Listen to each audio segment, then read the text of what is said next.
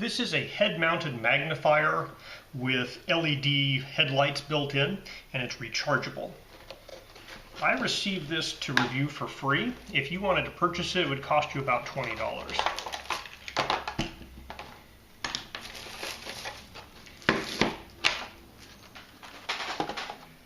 So in the box, you get this guy here, which can be worn like a pair of glasses, except I have a pair of glasses, and so I'm going to be using the headband style so that it doesn't go over my ears, but is instead held on kind of like a headband so I can wear it with my glasses.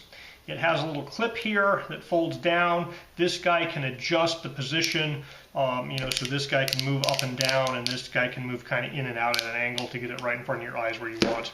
And it comes with a box of magnifiers, so you can choose the amount of magnification you want. So they go from kind of small magnification, which in this case it says is 1x magnification, which I think is just a clear lens. I don't see why you'd want to use this except perhaps for an eye protection. And then it goes up from the 1x to the maximum of 3.5x, which is what you'd use for really fine model work. Now it does look like the 1x magnification might have a little bit of magnifying power. It's hard to tell. This might actually magnify a little bit more than 1x, but it's marked as 1x. And then the next one up is 1.5. I'm working on pretty small things, so I'm going to be probably using the 3.5 or the 3x ones myself, or the 2x ones myself.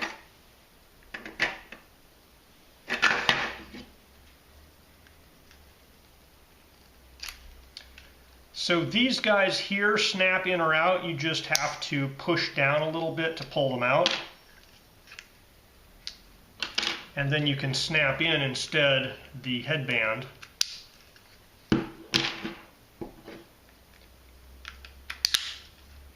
Like so. And you can adjust the headband as you would adjust any of these types of nylon straps. Now this guy has a USB port. It is a micro USB port. They include a USB-A to micro USB cable for charging. And you just push this button to turn this on. If you push it again, it'll turn on brighter. So it's basically low, high, and off. And you can adjust exactly where it's pointing by moving this guy. It rotates up and down. It does include this little nose support here. There are two little screws here, so you could theoretically take the nose support off if that interfered with glasses or something and you were okay with just having it pressed against your forehead for all the support. This part here can be removed if you're using the headbands as opposed to the kind of the ear or glasses supports. Alright, so these are the world's most fashionable optical accessory. But you get your model, about this far away, so you can see, this is my focusing area right there where it really magnifies the heck out of this guy. Now, I'm wearing these with my glasses, and I still have the nose piece attached. I'm going to be removing that nose piece. It's up too high for where, on my nose. It kind of interferes with the glasses a bit. I can get my glasses on, but it's not quite right, so I definitely need to get a small screwdriver to remove that nose piece. I can wear it with glasses, but it's really, you don't need the nose piece when you're using the headband here. So that's how that guy works out on your head. Because I'm using this guy with the headband, I took off this little nose piece here. All I had to do was unscrew these two small Phillips screws, just a small Phillips screwdriver. I actually had more trouble getting them screwed back in for storage than taking them out. Now this guy here is powered with a rechargeable battery, has a little USB port to charge it, but it does have this little clip here where you would normally find like 2 AAA batteries or something to put in there. And so we can just see the circuitry here, and there's a little battery attached to a circuit with the switch, and there's a circuit for the charging port. So it looks like a full-on battery charging circuit in there, along with a circuit for powering the light. Let me see if I can get that battery out to read if there's any markings on it. It looks like it's taped to this circuit board here.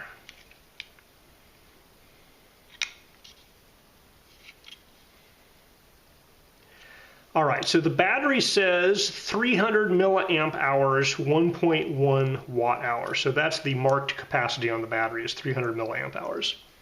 All right, so this little thing, rubbery, has a whole bunch of little dots on it. And you do need to adjust this so it's not too tight against your forehead, because that will leave little red dots on your forehead if you adjust it too tight. I think a stick-on piece of soft foam would be a nice upgrade to this unit. So this unit is pretty lightweight, and so I've been able to get this quite loose here, so it's not really pulling those dots into my forehead too badly. You know, so it's pretty lightweight. It's not needing to be jammed into your forehead to maintain its position. And so this is, you know, what it looks like without that nose piece in there.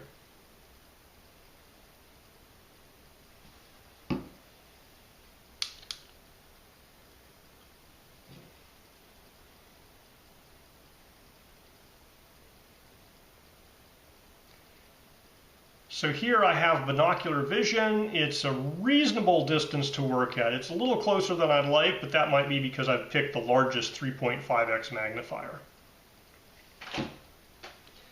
Now swapping these out, you can just pull it off. And then you just have to get this guy into the little square and you can put a new one on. So it feels kind of like the focusing distance is about the same for all of these lenses. So these lenses are just cast plastic, but optically I think they're perfectly fine quality for magnifying. I didn't see any noticeable aberrations or defects in the lenses, so I can paint with these with no real problem. The manual claims this guy will charge up in 1.5 hours and give you 5 hours of working time on the bright light and 10 hours of working time on the lower soft light. So when plugged in for charging, it gives a giant red light, which I'm assuming will turn off or change color when it's fully charged. All right, this guy's green and fully charged. All right, I've set this to the brightest setting. It's 2:17 p.m. and we will see if we get 5 hours of light out of the brightest setting.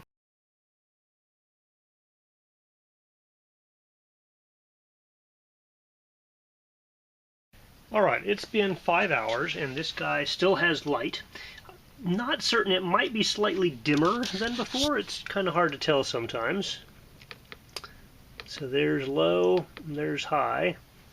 So I'm going to let it keep running and see how long it goes until it turns off.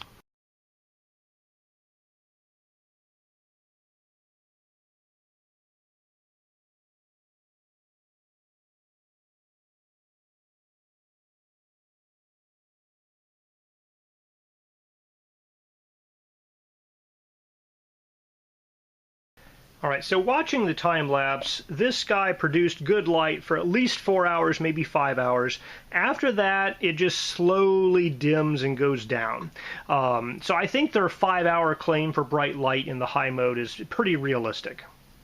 All right, I drained this guy all the way down and plugged it in.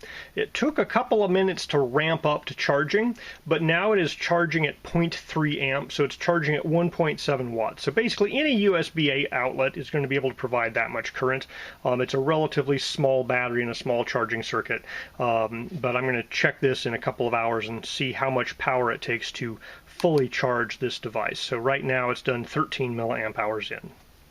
All right, so this guy's done charging.